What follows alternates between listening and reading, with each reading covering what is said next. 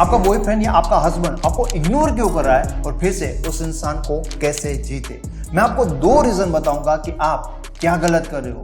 अगर ये 2 गलतियां आप अपने रिलेशन में नहीं कर रहे ना तो इस वीडियो को यहीं से देखना बंद कर देना। लेकिन इस वीडियो में मैं आपको जिन गलतियों के बारे में बताऊंगा और वो गलतियां आप अपने रिलेशन में कर रहे हैं ना, तो इस वीडियो में बाद में बताए गए एक एक शब्द को आपको ध्यान से सुनना होगा। ये आपके लिए समझना बहुत ज्यादा जरूरी बन जाएगा कि इग्नोर करने वाले इंसान को वापस से कैसे जीत सकते हो, जिसके बारे में इस वीडियो में मैं आपको डिटेल से बताऊंगा। लेकिन उससे पहले बात करते हैं आपकी गलतियों के बारे में। और आपकी सबसे पहली गलती होती है पार्टनर के सामने अपने आप को इमोशनली डिपेंड दिखाना।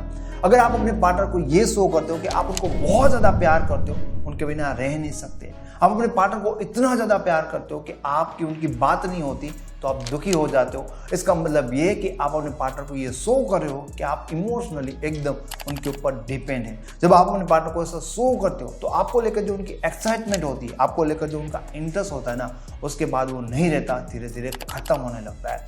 आपकी दूसरी गलती के बारे में बात करें तो आप अपने पार्टनर से डिमांड करते हो उनके टाइम के लिए, उनके प्यार के लिए, उनकी केयर के लिए। अब जब आप इमोशनली डिपेंड हो जाते हो, जब उनका इंटरेस्ट आप में कम होने लगता है, तो जाहिर सी बात है वो आपको टाइम नहीं देता, वो आपको इग्नोर करता है। तो उसके बाद क्या आप गुस्सा दिखाते हो? क्या आप ऐसा शो करते हो कि भाई तुम टाइम क्यों नहीं दे रहे हो? क्या आप डिमांड करते हो कि मुझे तुम्हारा प्यार चाहिए, मुझे तुम्हारी केयर चाहिए, तुम्हारा टाइम चाहिए?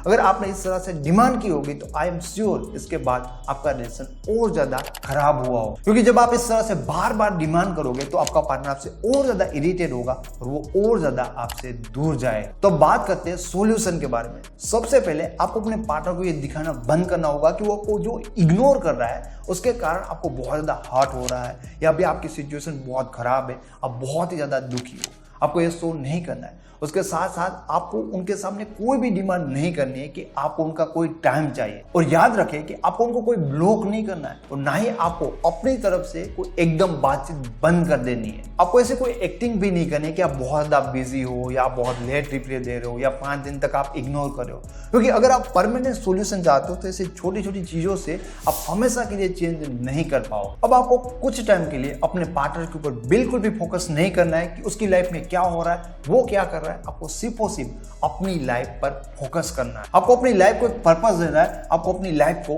क्रिएट करना है। जस्ट सोचो कि आपके पूरे दिन का मेंटल फोकस अब तक कहां जा रहा था? सिर्फ पार्टनर के ऊपर ये सोचने के लिए कि वो आपके साथ ऐसा क्यों कर रहा है, वो आपको क्यों नहीं समझ रहा है और वो अपनी लाइफ में क्या कर रहा है। उसी मेंटल फोकस को आपको चेंज करना है, आपको बदलना है। याद रखें, जब तक आपका ये मेंटल फोकस चेंज नहीं होगा ना, तब तक आप में कोई चेंज आ ही नहीं सकता। और जब तक आप में कोई चेंज नहीं आएगा ना, तो आपका पार्टनर जिस तरह से आपको ट्रीट कर रहा है ना, उनका तरीका वैसा का वैसा ही रहेगा। सोचो आपका ड्रीम क्या है, सोचो आपका गोल क्या है जिसको आप पूरा करना चाहते हो। बस शर्त यह है कि आपके उस सपने में, आपके उस गोल में आपका पार्टनर कहीं भी होना नहीं चाहिए। एक करियर बिल्ड करना आपका एक गोल हो सकता है, फिजिकली और ज्यादा फिट बनना आपका एक गोल हो सकता है, लाइफ में कुछ नया सीखना या नया करना आपका एक गोल हो सकता है। बस हो सके उतना ज्यादा आपका मेंटल फोकस इन चीजों के बारे में रहना चाहिए, ना कि आपके पार्टनर के ऊपर जाना चाहिए कि उसकी लाइफ में क्या हो रहा है। एंड 2 से 3 महीने तक आपका मेंटली एफर्ट सिर्फ और सिर्फ इन चीजों के ऊपर टिका कर रखना है। ऐसे ये फर्क पड़ेगा, ऐसे ये बदलाव आएगा कि धीरे धीरे आप इमोशनली इंडिपेंडेंट रहना सीखने लगते हो। इससे आपकी लाइफ में कॉन्फिडेंस भी बढ़ने लगता है। ऐसे आपकी सेल्फ वैल्यू आपको रियलाइज होगी, आप खुद का ज्यादा ध्यान रखोगे और मोस्ट इंपोर्टेंट कि आप धीरे धीरे खुश रहना भी सीखने लगते हो।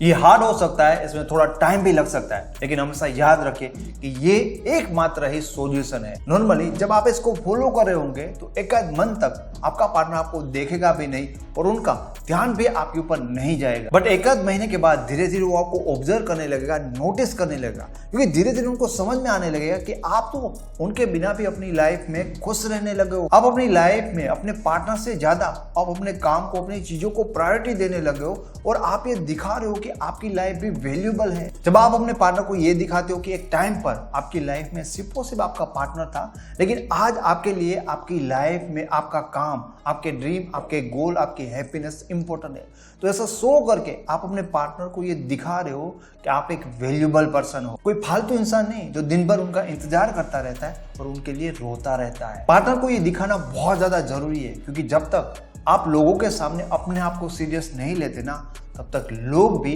आपको सीरियस नहीं लेंगे। जब आप अपने पार्टनर को ये दिखा रहे थे कि आप उनको बहुत प्यार करते थे, उनके बिना नहीं रह सकते थे और उनसे टाइम की डिमांड कर रहे थे, तब आपका पार्टनर आपसे इरिटेट हो रहा था। लेकिन जब आप अपने पार्टनर के बिना खुश रहने लगते हो और अपनी कोई नीड शो नहीं करते, तो फिर से आप अपने पार्टनर के लिए वापस से एक अट्रैक्टिव पर्सन बन जाते हो और आपके पार्टनर की आपको लेकर इमोशनल नीड भी क्रिएट होने लगती है। अब कई लोगों को लगता होगा कि 2-3 महीना अगर हम अपने रिलेशन में बिल्कुल भी ध्यान नहीं देते और अपनी लाइफ पर फोकस करते हैं, तो टाइम ना देने के कारण क्या हमारी ये रिलेशन अपने पार्टनर के साथ जो है वो खत्म नहीं हो जाएगा? बात यही है कि उस रिलेशनशिप में आपने जरूरत से ज्यादा टाइम दे दिया था और इसी कारण ये प्रॉब्लम हुआ था। आप इस रिश्ते को जबरदस्ती करके वापस से नहीं जोड़ सकते। चीजों को बैलेंस होने के लिए टाइम लगता है और आपको वो टाइम देना चाहिए ताकि आपके पार्टनर का अटेंशन वापस से आपको मिलने लगे। दोस्तों, अगर आपको ये वीडियो पसंद आए तो इसे लाइक करिए और अपने उन दोस्तों के साथ जरूर शेयर करिए जो अपने रिलेशन में कोई प्रॉब्लम को